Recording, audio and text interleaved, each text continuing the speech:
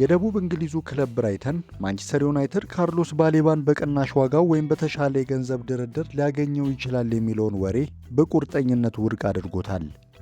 ክለቡ ወጣቱን ኮከብ በቀላሉ አሳልፎ ለመስጠት ምንም አይነት ፍላጎት እንደሌለው በማሳየት ለማንቸስተር ዩናይትድ የማያወላውል መልእክቱን አስተላልፏል።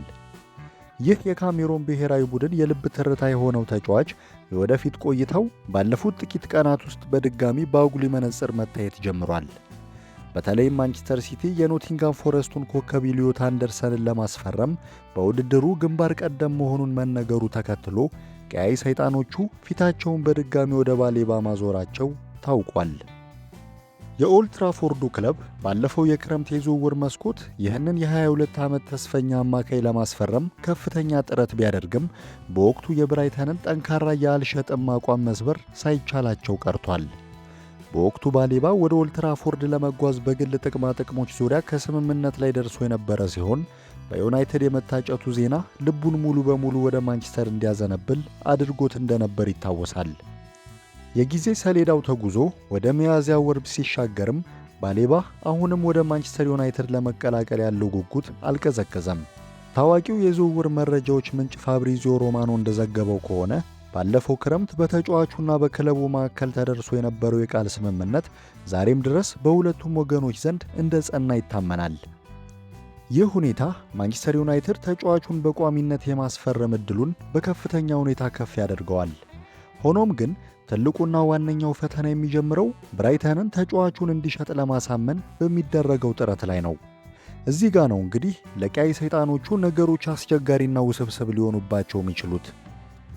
ብራይተን ደግሞ ለባሌባ ዝቅተኛ ዋጋን በፍጹም አይቀበልም። የአትሌቲክ የዩናይትድ ጉዳዮች ዘጋቢ የሆነው ላውሪ ዌትዌል በዚህ ሳምንት መጀመሪያ ላይ እንደጠቆመው አማካዩ ባሳለፈው እጅግ ተስፋ አስቆራጭ የውድድር ዘመን ምክንያት ማንቸስተር ዩናይትድ ለተጫዋቹ የሰጠው የግምት ዋጋ እጅጉን ቀንሷል። ዊትዌል ይፋ እንዳደረገው ከሆነ ዩናይትድ ለዚህ የ22 ዓመት ተስፈኛ አማካይ ከ58 ሚሊዮን ዩሮ ወይም ከ50 ሚሊዮን ፓውንድ በላይ ለመክፈል ዝግጁ አይደለም። ይህ ዋጋ ደግሞ ቀደም ሲል ተጫዋቹን ለማስፈረም ይፈለጋል ተብሎ ከነበረው ግዙፍ የገንዘብ መጠን ጋር ሲነጻጸር እጅጉን ያነሰ ነው።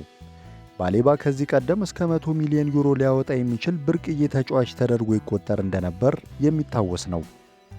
ነገር ግን ዋናው ነጥብ ዊትዌል እንደገለጸው ብራይተኖች እንዲህ ባለው እጅግ ዝቅተኛ የግምት ዋጋ ለመደራደር ፈቃደኛ ለመሆናቸው ነው። ይህንኑ ሐሳብ ቲም ቶክ ያረጋገጠው ሲሆን የብራይተን የውስጥ ምንጮች ክለቡ ለባሌባ የሚቀርብን የ58 ሚሊዮን ዩሮ ሂሳብ በጭራሽ እንደማይቀበለው በግልጽ አስታውቀዋል። በክለብ ውስጥ ያሉ ከፍተኛ አመራሮች ከማንቸስተር ዩናይትድ የዝውውር ውዝግብ መጀመር በኋላ ባሌባ ሜዳ ላይ የሚያሳየው ብቃት እንደ ቀድሞ ባለመሆኑ መጀመሪያ ሲመኙት የነበረውን 100 ሚሊዮን ዩሮ ማግኘት እንደማይችሉ ተረድተዋል። ተጫዋቹ ላይ የታየው የብቃት መውረድ የገበያ ዋጋው ላይ ተጽዕኖ ማሳረፉን የተገነዘቡት የብራይተን ባለሥልጣናት በዝውውር ዋጋው ላይ መጠነኛ ድርድር ወይም ቅናሽ ለማድረግ ተገደዋል። ይህ ማለት ግን ብራይተኖች ለማንቸስተር ዩናይትድም ሆነ ለሌሎች ፈላጊ ክለቦች ተጫዋቹን በቅናሽ ዋጋ አሳልፈው ይሰጣሉ ማለት አይደለም። እንደ ክለቡ ምንጮች ዘገባ ከሆነ ብራይተን አሁንም ቢሆን ባሌባን በመሸጥ እስከ 80 ሚሊዮን ዩሮ የሚጠጋ ከፍተኛ ገንዘብ ማግኘት እንደሚችሉ ሙሉ እምነት አላቸው።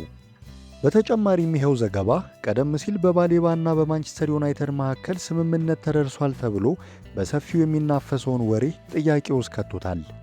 የክለቡ ምንጮች እንደሚጠቁሙት ከሆነ ዩናይትድ ለሚመጣው የክረምት የዝውውር መስኮት ከተጫዋቹ ጋር አስቀድሞ የተደረሰ ምንም አይነት ስምምነት የለም በማለት የተሰራጨውን መረጃ አጣጥለውታል። ይህ ማለት ምንም እንኳን ማንቸስተር ዩናይትድ ተጫዋቹን ለማስፈረም በሚደረገው ፉክክር ውስጥ ቀዳሚው ተመራጭ ክለብ ተደርጎ ቢወሰድም የካርሎስ ባሌባን ፊርማ ለማግኘት የሚደረገውን ፍልሚያ አሁንም ለሌሎች ፈላጊዎች ክፍት መሆኑን ያሳያል። የዝውውር መስኮቱ ትኩሳት እየጨመረ በመጣ ቁጥር የዚህ ተሰጥኦ ያለው አማካይ ቀጣይ መዳረሻ የት ሊሆን እንደሚችል የሚደረገው ፉክክር የሚያሳየን ይሆናል። እንግዲህ የዚህ ዝውውር ሂደት ወዴት ያመራል የሚለው ነጥብ በብዙዎች ዘንድ በጉጉት የሚጠበቅ ሆኗል። ማንቸስተር ዩናይትድ ለረጅም ጊዜ ሲከታተሉ የነበረውን ይህንን ወጣት አማካይ ለማግኘት ብራይተን የጠየቀውን 80 ሚሊዮን ዩሮ ከፍሎ ያስፈርማል ወይስ በዋጋው ምክንያት ድርድሩ ዳግም ይቋረጣል? የባሌባ ወደ ኦልድ ትራፎርድ የመሄድ ጥሬ ፍላጎት ቢኖርም በሁለቱ ክለቦች መካከል ያለው የገንዘብ ልዩነት የዝውውሩ ዋነኛ እንቅፋት ሊሆን እንደሚችል ይገመታል። ብራይተን በድርድር የማይበገር ተደራዳሪ መሆኑን በተደጋጋሚ ያስመሰከረ ክለብ በመሆኑ ለዩናይትድ አመራሮች ከፊታቸው ከባድ የቤት ሥራ ተቀምጦባቸዋል። እናንተስ ምን ትላላችሁ? ማንቸስተር ዩናይትድ ለካርሎስ ባሌባ 80 ሚሊዮን ዩሮ መክፈል አለበት ወይስ ተጫዋቹ ካሳየው የቅርብ ጊዜ ብቃት አንጻር ለዚህ ዋጋ አይመጥንም? ሐሳባችሁን በኮሜንት መስጫው ላይ አካፍሉን። ተመሳሳይ ስፖርታዊ መረጃዎች እንዲደርሷችሁ ቻናላችንን ሰብስክራይብ በማድረግ ቤተሰብ ይሁኑ። ስለተከታተላችሁን እናመሰግናለን።